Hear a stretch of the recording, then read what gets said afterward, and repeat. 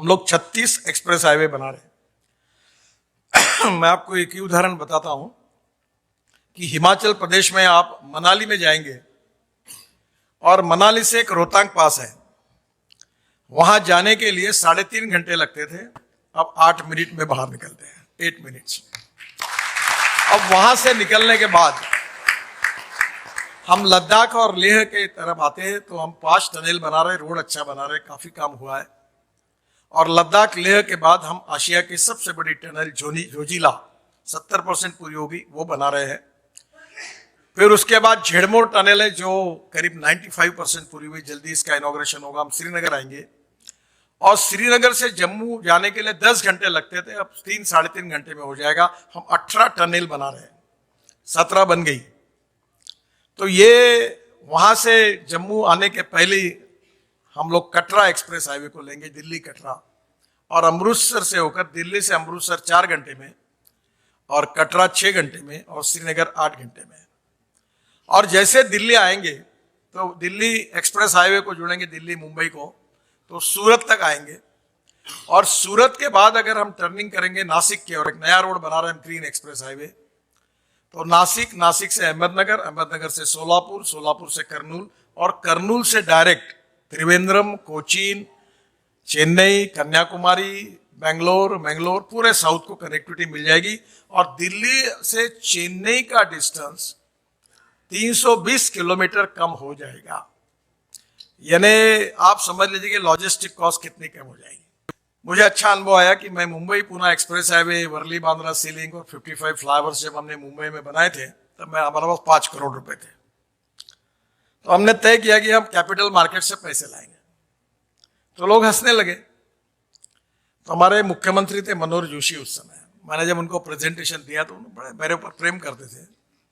बोले, नितिन तुम बहुत अच्छे हो, पर ये सरकार को कौन पैसा देगा, तुम ये क्या बोल रहे हो, ये कैसे होगा, मेरे समझ में नहीं आता, ये होने वाला नहीं है।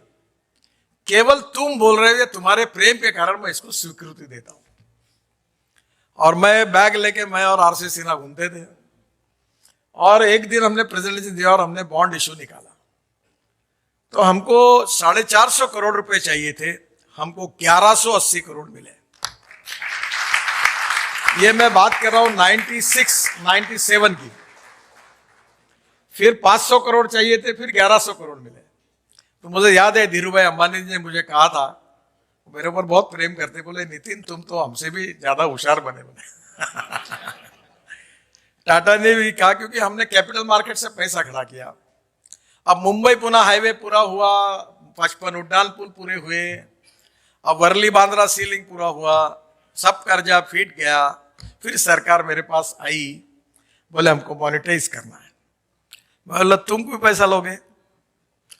मैंने बोला ये मुंबई पुणे एक्सप्रेस हाईवे को मैंने आपको नेशनल हाईवे भी दे दिया दत्तक वायबिलिटी आने के लिए, तो मेरे को कितना देंगे? तो मुझे बोले महाराष्ट्र आपका है, आप हमको क्यों पैसे मांग रहे? बोला छोड़ दो, तुम कमाओ। उन्होंने 10 साल के लिए मोनेटाइज किया, उनको मिले 12 से 15 साल के लिए मोनेटाइज किया, उनको मिले 10,000 करोड़।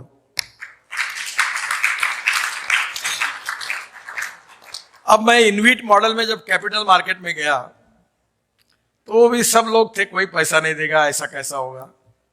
7 दिन का टाइम था, और मेरे डायरी में हमारे मेंबर फाइनेंस सर 7 दिन के बाद वो क्लोज करना पड़ता है, वो डेट आप दे दो, उस समय दे दो, और हमको स्टॉक एक्सचेंज में ये करना है। पर हमारे जब हम लोग ये स्टॉक एक्सचेंज में हमने लॉन्च किया तो वो 7 टाइम्स 7 घंटे में पहले दिन ओवर सब्सक्राइब हुआ।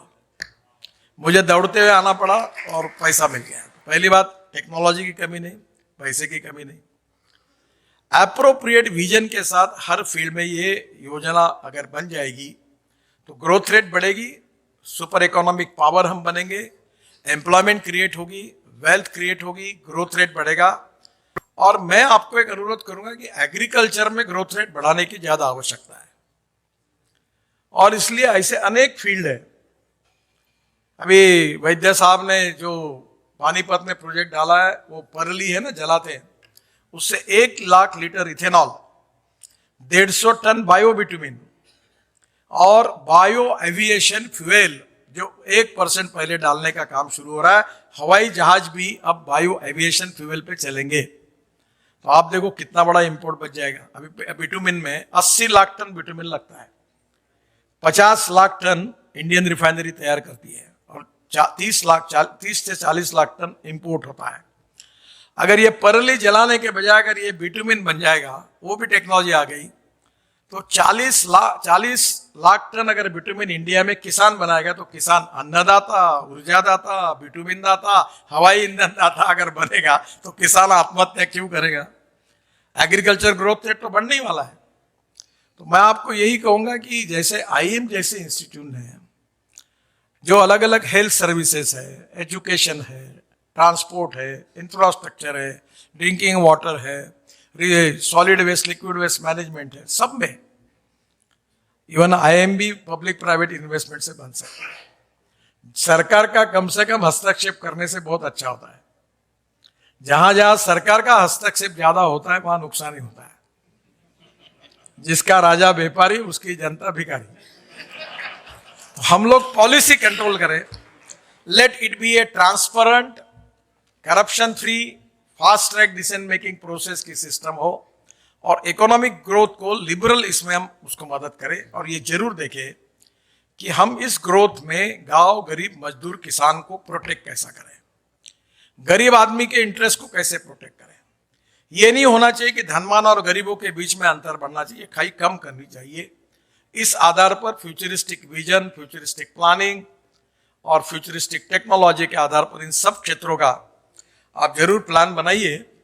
मैं उसमें डिटेल में भाषण नहीं था, वो समय उसमें खराब नहीं करता, पर निश्चित रूप से अगर ये आपने तैयार किया तो हम वर्ल्ड की सबसे स्ट्रांग इकोनॉमी बनेंगे, विश्व की सबसे ताकतवर अर्थव्यवस्था बनेंगे। हमारा इंपोर्ट कम होगा, एक्सपोर्ट बढ़ेगा, रोजगार की निर्मित होगी, गरीबी दूर होगी और हिंदुस्तान पूरे वर्ल्ड में नंबर 1 पर पहुंचेगा।